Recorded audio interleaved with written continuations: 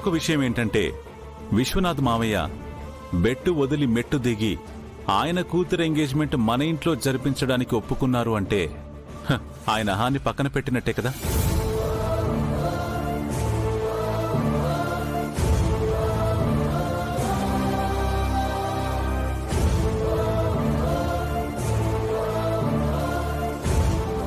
సుధ ఈ ఇంటి ఆడపడుచు శకుంతల. తన అన్నయ్యలు, వదినలు, అల్లుళ్ళు, కోడళ్ళు అంతా ఉండి కూడా నా చెల్లెలి కూతురు పెళ్లి పెద్ద కుటుంబం లేదనే కారణంతో ఆగిపోవడం నాకెంత బాధగా ఉంటుందో ఒక్కసారి ఆలోచించు.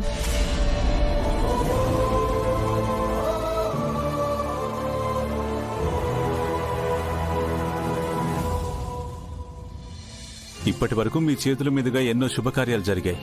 మీ ఆడపడుచు కూతురి నిశ్చితార్థం కూడా మీ చేతుల మీదుగా జరిగితే మీదే పైచేయి అవుతుందని వీరు అభిప్రాయం. పైగా ఈ రెండు కుటుంబాలు కలవాలని వీరు తీసుకున్న ఈ నిర్ణయాన్ని మనం కాదంటే ఏం బాగుంటుంది? ఈ ఇంటి అల్లుడి మాటకి మనం కొంచెమైనా విలువివ్వాలి కదా. సిస్టర్, ఈ angry how many years carry చేస్తావు?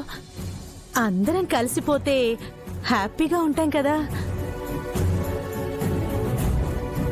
Please say okay sister.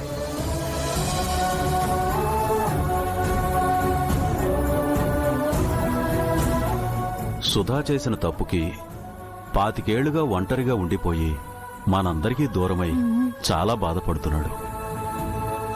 ఇకనైనా తనని క్షమించండి వదినా. ప్లీజ్ అమ్మా ఒప్పుకో. ప్లీజ్ పెద్దమ్మ ఒప్పుకో. ప్లీజ్ అత్తయ్య ఒప్పుకోండి. జయ నిశ్చితార్థం మీ చేతుల మీదుగా జరిగితే ఈ రెండు కుటుంబాలు కలవడమే కాదు, ఈ రెండు కుటుంబాలకి పెద్దగా మీరే ఉంటారు. అందరూ మీ మాటే వింటారు.